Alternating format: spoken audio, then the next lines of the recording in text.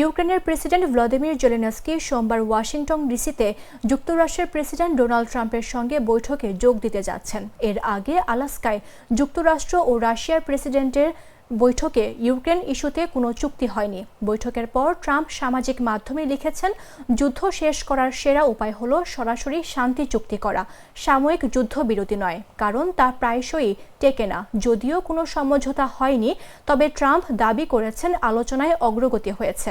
অন্যদিকে রুশ president Vladimir Putin জানিয়েছেন তিনি সংঘাতের অবসানে আন্তরিকভাবে আগ্রহী। যুক্তরাষ্ট্রের আলাস্কা অঙ্গরাজ্যের অ্যাঙ্করেজ শহরের একটি সামরিক ঘাঁটিতে শুক্রবার প্রায় ৩ ঘণ্টা দীর্ঘ বৈঠক করেন মার্কিন প্রেসিডেন্ট ডোনাল্ড ট্রাম্প এবং রুশ প্রেসিডেন্ট ভ্লাদিমির পুতিন। এই বৈঠকে যে ধরনের ফলাফলের কথা ধারণা করা হচ্ছিল তা হয়নি। ফলে এই বিষয়টি সাময়িকভাবে কিয়েভকে কিছুটা স্বস্তি দিতে পারে বলে মনে করেন বিবিসির মনিটরিংয়ের রাশিয়ান সম্পাদক ভিটালি শেভচেঙ্কো।